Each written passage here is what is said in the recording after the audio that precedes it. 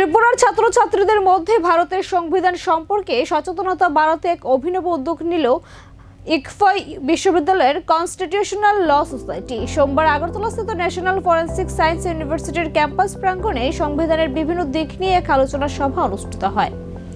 ভারতের গণতান্ত্রিক কাঠামোর মূল ভিত্তি হলো তার সংবিধান, আর এই সংবিধান সম্পর্কে আগামী প্রজন্মের ছাত্রছাত্রীদের সঠিক ধারণা দিতে এগিয়ে এলো ইকফা ইউনিভার্সিটি ত্রিপুরার ফ্যাকাল্টি অফ ল এর অন্তর্গত কনস্টিটিউশনাল ল সোসাইটি। আগরতলার ফরেন্সিক ইউনিভার্সিটি ক্যাম্পাস এদিন আয়োজিত হয় এই বিশেষ সচেতনতামূলক আলোচনা সভা। এদিনের সভায় উপস্থিত ছিলেন ইকফাই এবং ফরেন্সিক ইউনিভার্সিটির শিক্ষক শিক্ষিকা ও বিপুল সংখ্যক শিক্ষার্থী। বক্তারা তাদের আলোচনায় ভারতের সংবিধানের মৌলিক অধিকার, কর্তব্য এবং বর্তমান সময়ের প্রাসঙ্গিকতা নিয়ে আলোকপাত করেন। ছাত্রছাত্রীদের মধ্যে আইনি সচেতনতা বৃদ্ধি এবং দেশের আইনের শাসন সম্পর্কে সম্যক ধারণা দেওয়াই ছিল এই কর্মসূচির মূল লক্ষ্য। ইকফাই বিশ্ববিদ্যালয়ের এই উদ্যোগকে সাধুবাদ জানিয়েছেন উপস্থিত সকলে। বিশ্ববিদ্যালয়ের পক্ষ থেকে জানানো হয়েছে আগামী দিনেও রাজ্যের বিভিন্ন শিক্ষা প্রতিষ্ঠানে এই ধরনের সচেতনতামূলক কর্মসূচি জারি থাকবে।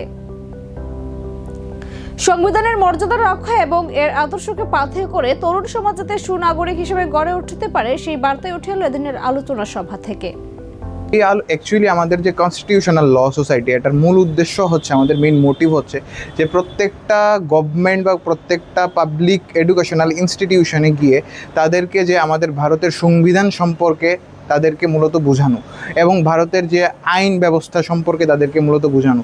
শুধু আমাদের শুধু কনস্টিটিউশনাল ল সোসাইটির মধ্যে শুধু কনস্টিটিউশনের মধ্যে আমরা সীমিত নই, যে মহিলা সুরক্ষা ব্যবস্থা, যে সেক্সুয়াল হ্যারাসমেন্ট বা রেপ বা ওমেন সেফটি রিলেটেড যেগুলো রয়েছে ওইগুলো নিয়ে আমরা বেসিক্যালি ডিসকাস করি এবং আমরা ট্রাই করি যে বিভিন্ন ধরনের ভিডিওস বা পিপিটির মাধ্যমে ওদেরকে আমরা আরও ভালোভাবে বোঝানোর জিনিসটা।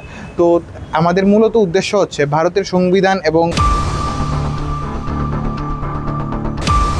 যেনে রেগনাই স্নানানি বাগৈ খতং বাখা ওলাবো